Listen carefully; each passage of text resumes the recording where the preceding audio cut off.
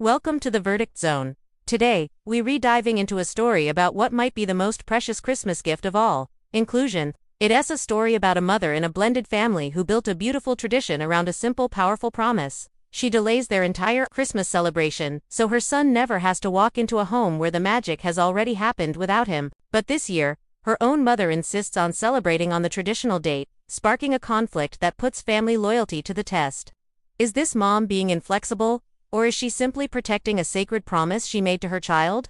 Let's unwrap this complex family dilemma together. First, let's understand the family fabric. We have a mother, her loving husband, their 2-year-old daughter, and her 8-year-old son from a previous relationship. The son splits his time between his mom and his dad, which is the key to this whole story. This loving, blended unit has created their own special rhythm, especially around the holidays. This brings us to their sacred rule. The mom's guiding principle is simple and comes straight from the heart. I just can't celebrate without having both of my kids with me. For her, Christmas isn't a date on the calendar, it's a feeling of completeness.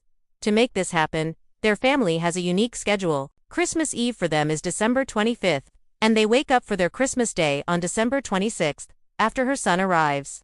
This ensures he never misses a single moment of the family's core celebration.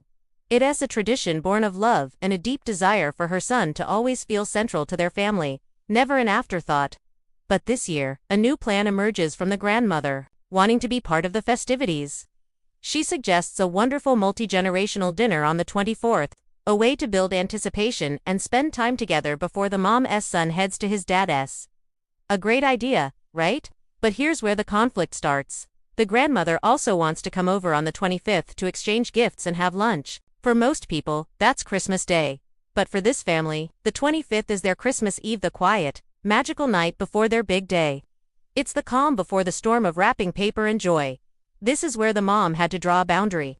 She gently explained the situation and offered a counter-invitation. Please, come join us on the 26th, our actual Christmas Day. Let's do it all then, together, as a complete family. Her reasoning was crystal clear. She told her mother, I need that Christmas Eve night. Just the 4 of us, to start our tradition together with both of them.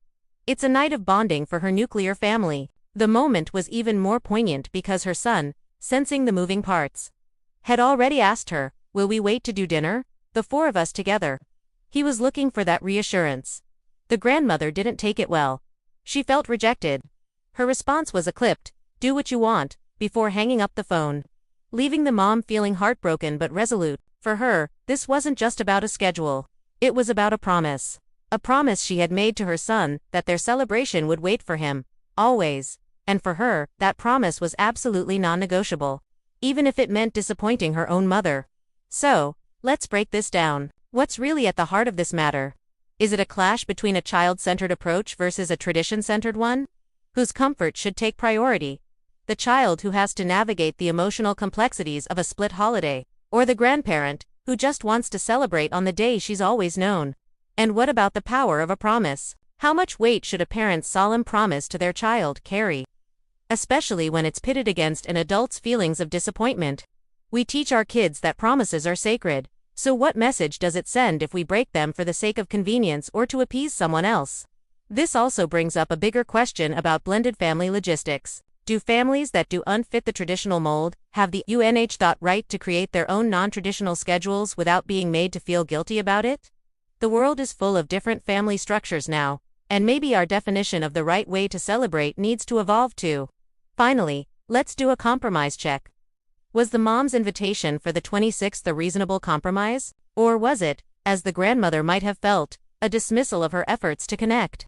The mom offered a seat at the main table, on the family's most important day. She wasn't excluding her mother. She was just asking her to join their unique family rhythm. After looking at all the angles, our verdict is in. She is not the aho. This mother isn't choosing a date on the calendar over her own mother. She is choosing her son's emotional security and the unity of her core family. That invitation to celebrate on the 26th wasn't a rejection. It was the compromise. It was an inclusive offer that respectfully asked the grandmother to honor her new family's rhythm. A grandparent's love is a powerful, beautiful thing, and in situations like this, it's most powerful when it flexes to support a parent's protective promise, not undermine it. Ultimately, family isn't just about shared blood. It's about shared time, shared moments, and shared understanding. The truest holiday magic happens when we learn to synchronize our clocks to the hearts of those who need our reassurance the most. Now I want to hear from you. Should traditions bend to accommodate blended families? How would you have handled this delicate situation? Let's get the debate going in the comments below. And if you want more verdicts on modern family life, make sure you subscribe. Thanks for watching.